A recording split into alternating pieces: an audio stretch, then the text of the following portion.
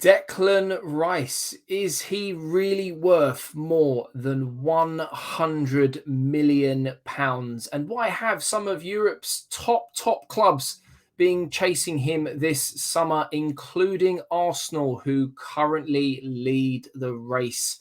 Breaking it all down next, including how he might fit in at Arsenal, some comparisons across Europe, as well as future peers at Arsenal, and of course, all those statistics. So if you are looking forward to this video, do go ahead and smash that like button. Subscribe if you're new around here.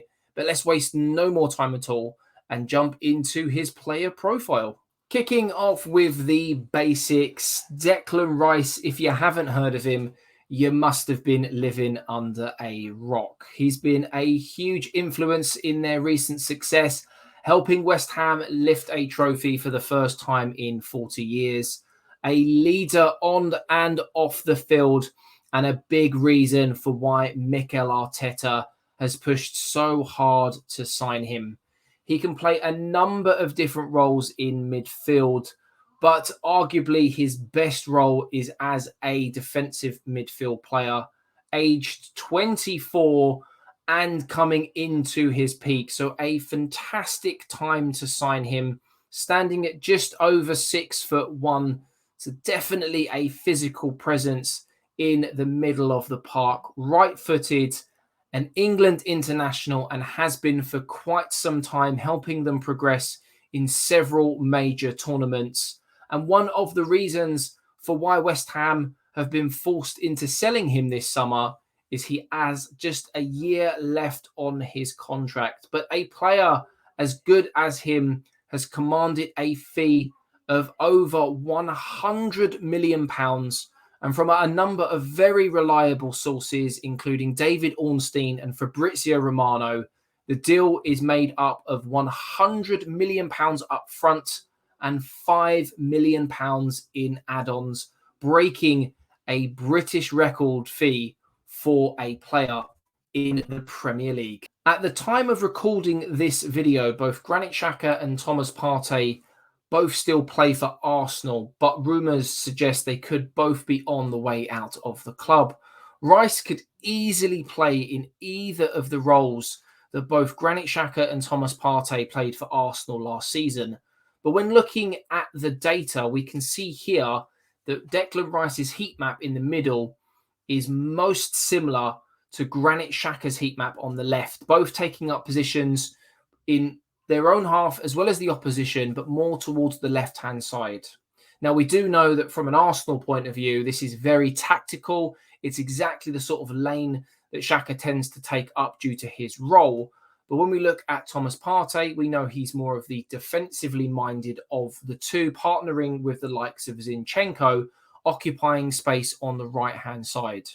Now, when looking at the way Rice plays, we know that he can play easily as a number 6, but also as a number 8.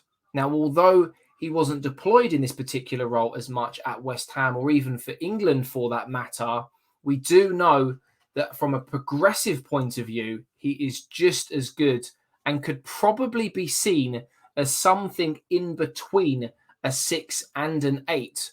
Alternatively, it gives Arteta options due to his versatility of being able to play either that Thomas Partey role or the Granit Xhaka role in more of an advanced position further up the field, but also allows Arsenal to be much more sturdy from a defensive point of view, especially when being hit on the counter-attack.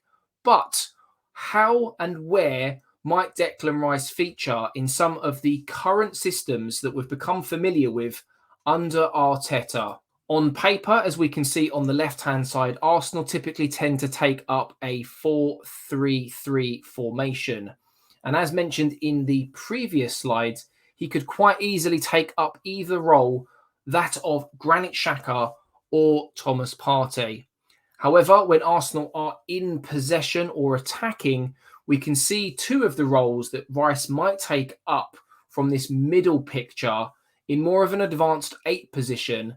And I think given the way that West Ham played in the previous season, probably a season to forget, definitely being on the back foot, I think in a more possession-based team, in a more attacking role, we might see more progressive passes, more passes into the final third, certainly more of a threat, and potentially more goals and assists to what we have seen from him in a West Ham shirt.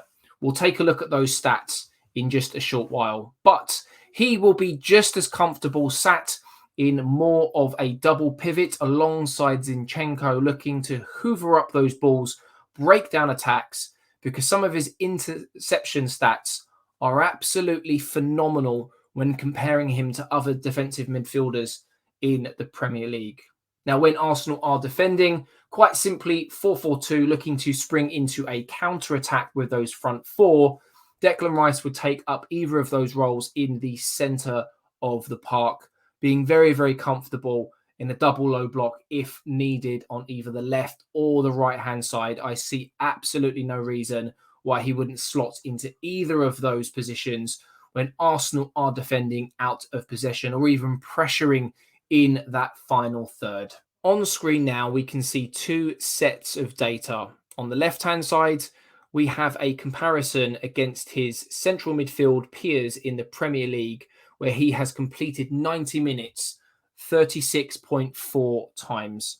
And on the right-hand side, we have a comparison to his central midfield peers across Europe. So that's the top 5 leagues and European competitions over the last 365 days. On the left-hand side, in red, we can see what he offers from a defensive point of view. Blue, attacking, grey, possession, and progressive information as well. But immediately, the thing that jumps out for me is what he offers from a defensive standpoint. This is exactly why Arteta wanted him and why so many elite European clubs were tracking this particular transfer. Tackles, he sits well up there in the top 99 percentile, and the same with ball recoveries as well. The way he can sniff out danger on the counter-attack and from midfield, leading potential attackers down a path where he has an advantage, is absolutely outrageous. And when we look at the stats in just a moment, compared to how he is to Granit Xhaka and Thomas Partey, you can really, really see why Arteta wanted to bring him into the club and why he's going to elevate Arsenal to the next level. When it comes to progression and passes, the stats are not too shabby either, all of which in the top 70 and 80 percentile when compared to his Premier League colleagues.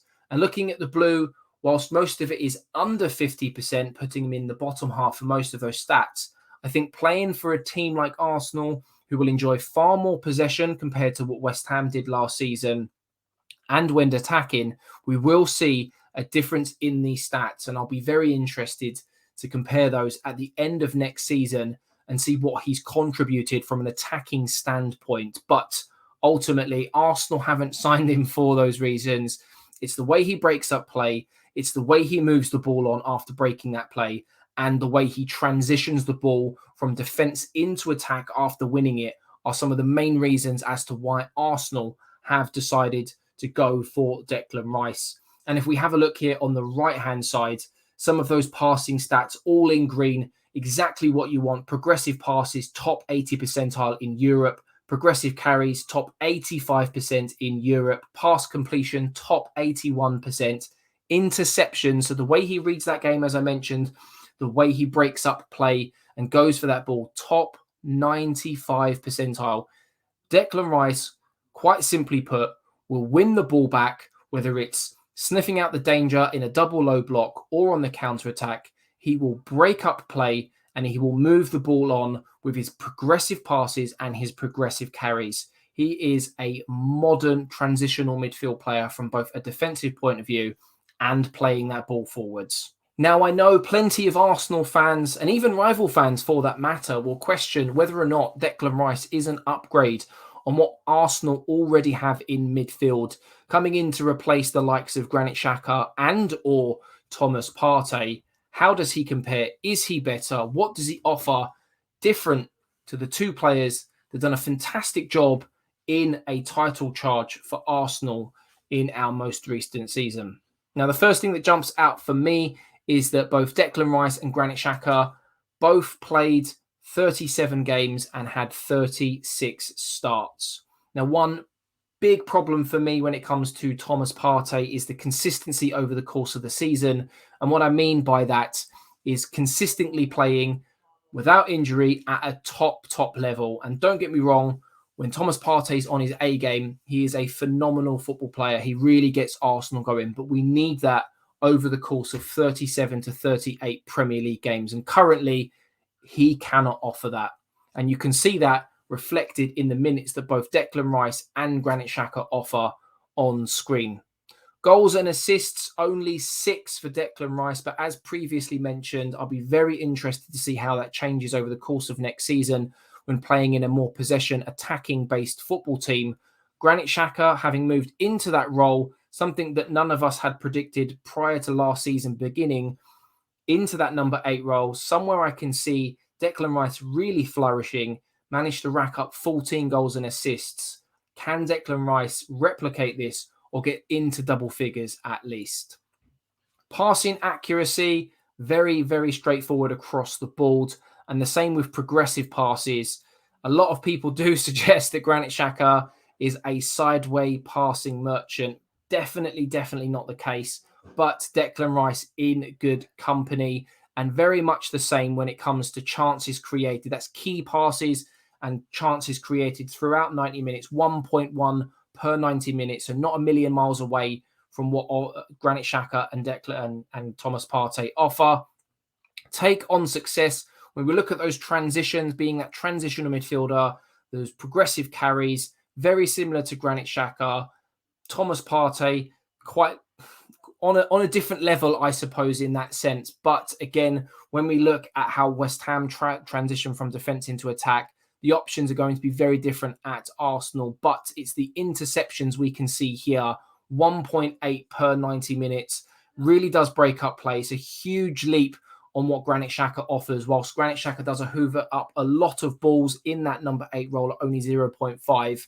Again, nearly double what Thomas Partey offers. And we will look at aerial duels and ground duels, very successful, very similar across the board for all 3 players. So there are small margins of improvement when you look at the players on paper, stat by stat, but then you have to look at the teams as well and the football that they play and the type of team that he's playing in, a more defensive team, a team out of possession compared to Arsenal. So as I've mentioned 2 or 3 times, it'll be very interesting to see how these stats change come the end of next season. Now, at the time of recording this video, a fee has been agreed between Arsenal and West Ham United. You might be watching this at a point where he's already wearing an Arsenal shirt and we've all got huge smiles on our faces. But let me know down in the comments below. Is this a signing that excites you? Is it too much money? Is he going to take Arsenal to the next level? And is he an improvement on Granit Xhaka or Thomas Partey? Let me know down below. I, for one, very excited. Can't just see what he offers in an Arsenal shirt next season. If you haven't learned something in this video, do go ahead and hit that like button. If you're new around here and you have enjoyed, subscribe, because Arsenal aren't finished quite yet. Rumour has it that we've got 2 or 3 more players on the horizon, and you'll bet that I have it covered on Arsenal Analysed. But for now, I'm JC, and I'll catch you in the next one. Stay safe and take care.